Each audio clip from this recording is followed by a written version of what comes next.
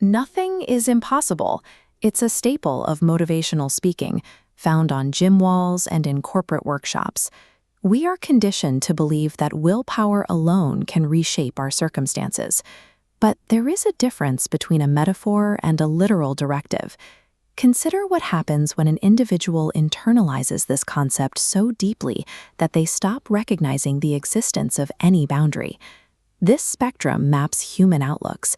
Healthy optimism sits in the center, allowing hope and caution. As the line moves right, it enters a zone where the mind stops accounting for objective reality.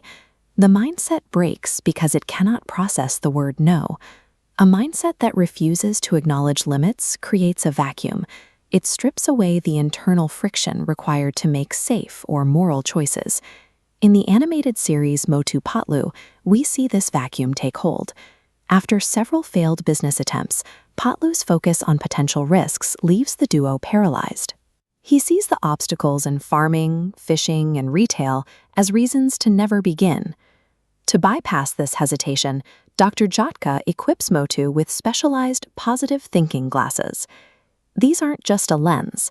They are designed to filter his perception and remove the capacity for doubt.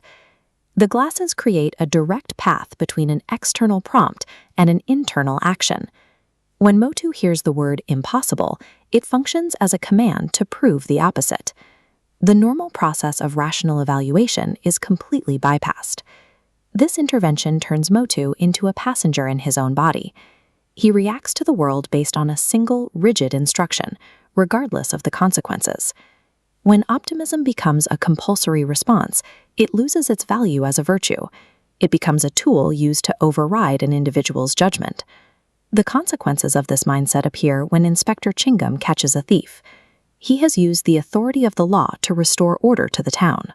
While celebrating the arrest, Chingam declares that escaping from his custody is impossible. Motu's programming responds immediately. To him, the inspector isn't an officer of the law. He is a person claiming a limit exists. Motu moves like a force of nature. He attacks the police officers and clears a path for the criminal to walk free. Motu believes he is fulfilling a positive goal. By helping the prisoner escape, he is proving that the boundary of the law can be broken. Legal systems depend on the collective agreement that certain lines cannot be crossed. When those social boundaries are treated as mere personal challenges, the framework of a safe society begins to dissolve. The stakes shift from social rules to physical ones. The mayor unveils a new municipal tower, designed with heavy reinforcement to survive the harshest conditions. Standing before the structure, the mayor guarantees that it is impossible for any storm or earthquake to knock the building down.